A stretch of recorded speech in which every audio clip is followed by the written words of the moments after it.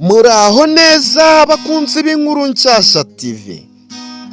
Nonaha muhawe ikaze kuri YouTube channel yacu yitwa Inkuru Nshyashya TV. Ndetse wibuke gukanda subscribe kugira ngo dukomeze gutwarana tanu kwa tanu. Nanone rero ye kuguhereza inkuru y'umuyede witwa Elias wangwaga n'abakobwa benshi cyane bakamwanga urunuka. Ndetse Elias yabasabaga urukundo ariko abakobwa bakamuseka ndetse bakamukwena kuko adahwanye nabo, badahuje amafaranga ndetse n'imibereho. None rero inkuru y'umuyede wangwaga n'abakobwa, umusore usuzugurwa cyangwa umusore wasuzugurwaga witwa Elias Niyonshuti. Ari umusore witwaga Elias Niyonshuti, yari umuyede mu mujyi wa Kigali, yakoraga imirimo yo gutwara ibyuma, gusana inzugi no kwikorera imifuka y'abantu ku isoko, ndetse akora n'ikiyede mu buzima busanzwe mu buryo muzi, guponda amasima ndetse no gukata icyondo ndetse n'ibindi. Umurimo we wari usuzuguritse, ariko Elias yari afite umutima mwiza kandi yicisha bugufi, akunda no gusabana n'abantu. Ariko abakobwa benshi bamubonaga nk'umupfapfa ndetse umukozi w'ivumbi ryinshi ryatumagaho, ndetse ntibiyumvishaga ko hari abantu ndetse cyangwa hari cyiza cyava kuri we ngo Elias ngo kimuturukeho. Iyo yabasabaga urukundo baramusekaga cyane, bakamuhinduramo amagambo ndetse bakamubwira amagambo mabi, bakamutwenga cyane bakamuseka. Hari n'abamuteraga amacupa y'amazi bavuga ngo ese uyu muyede nawe ashaka ko natwe tumukunda? Ntabwo ajya yimenya n'icyiciro ahagaze, ntabwo azi kumenya abagomba kubwira ko bagomba kumukunda, ababona turi ibyiciro byiwe ku buryo twakundana n'umuyede. Naho aradusebya. Elias yaraririraga cyane, akarira mu ibanga, ariko akikomereza akazi ke, ndetse umutima we akagira ibyiringiro ku munsi umwe bizagenda neza, nubwo kuri uyu munsi bitagiye neza. Nuko nubwo yasuzugurwaga, Elias yari afite indoto zikomeye. Yaravugaga ati umunsi umwe bose bazanyifuza. Gusa ibyo yabivugiraga mu mutima, ahubwo nubwo yari afite inzozi ze, ariko ntiyigeze acika intege gukomeza gusaba urukundo abakobwa. Yakoraga ijoro n'amanywa yizigamira duke yabonaga, yigaga buhoro buhoro amasomo y'ubukorikori ndetse n'ubwubatsi.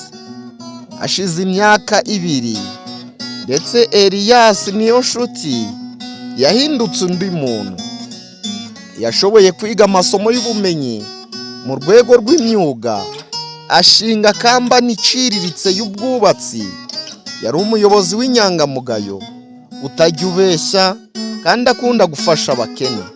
Amafaranga ye menshi yayakoresheje mu gufasha imfubyi no gufasha abatagira aho baba. Byabaye igitangaza mu mujyi hose. Uwo Niyonshuti Elias w'umuyede wigeze gusuzugurwa yahindutse umugabo w'icyubahiro ukomeye kandi ukundwa n'abantu bose. Abakobwa bigeze kwanga Elias, bamwe bashinze ingo zabo ariko bazishinga nabi, ndetse ntibumvikana n'abagabo babo. Abandi batandukanye n'abagabo babo, ndetse urumuri rw'amaso yabo rwasubiye kuri Eliyasi. Baragize bati, ese twari dupfuye iki na Eliyasi? Twamwangiye iki? Ndetse uyu niwe wari umusingi w'ubuzima bwacu bwiza iyo twubaka umubano mwiza na Eliyasi. Batangiye kumushaka, batangira gushaka Eliyasi ahantu hose ari, batangira kumwikundirizwaho. Abandi bamwandikiraga ubutumwa amasaha yaba ijoro ndetse n'igitondo ko bwagorobaga, baramwandikiraga. Batangira kumwandikira ati ngumeze ute, mu gitondo ati waramutse ute, bamwikundirizwaho nyine nka twa mesaje muzi dusanzwe. Abandi bakamwiteza ku muhanda, bamwinginga, bamwihakirizwaho, bamwikundirizwaho. Ariko Eliyasi yarakuze, arangije gusaba umugore wicisha bugufi. Yarangije gusaba umugore wicisha bugufi, wigeze kumukunda ari umuyedi, kandi utarigeze amwanga cyangwa nkamubwira amagambo nk'ayo bakobwa bamubwiraga yo kumukwena no kumutwenga. Abakobwa bose bamwangiye, bari mu marira ndetse n'agahinda. Bumvaga imitima yabo irimo kugurumana inkongi y'umuriro. Umwe muri bo yaravuze ati, aho guhabwa impano y'ukuri, twahisemo gushaka ibirahure by'ubusa. Ubu nta kigarura amahirwe yacu, nta na kimwe cyayagarura. Byabaye isomo rikomeye ku batuye umudugudu wose. Nanone ntukagaye umuntu ku kazi ke cyangwa ku mibereho ye, nanone kuko ejo bishobora guhinduka bikagira ute, bikagutangaza. Eliyasi yababereye isomo ry'ubuzima. Nanone rero inama nkugiriye muvandimwe, ntukagaye umuntu ku kazi akora cyangwa ku rwego ariho. Ubu buri wese urugendo rwe rw'ubuzima ntawe uruzi. Urukundo nyakuri rurebana n'umutima, ntururebana amafaranga cyangwa imyambaro. Cya gatatu, nanone inama naguhereza ya gatatu, umuntu ari hasi si iherezo rye, ahubwo ni intangiriro yo kuzamuka. Iyi nkuru iratwigisha iki nanone rero? Iyi nkuru itwigisha ko gusuzugura abandi ari igisebo gikomeye.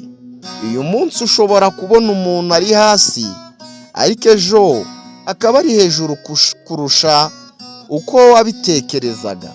Ni ngombwa rero kumenya ko icyubahiro, urukundo n'agaciro k'umuntu bidapimwa n'akazi cyangwa amafaranga, ahubwo bipimwa n'umutima we, indangagaciro ze ndetse n'icyerekezo afite. Amagambo y'abahanga ku isi baratubwira ngo, do not judge me by my past, I am not staying there. Ntukagire umuntu ku bihe byashize cyangwa umugayire ku bihe byashize, kuko ntabwo ariho azaguma. Iteka nawe Imana ishobora kumucira akanzu.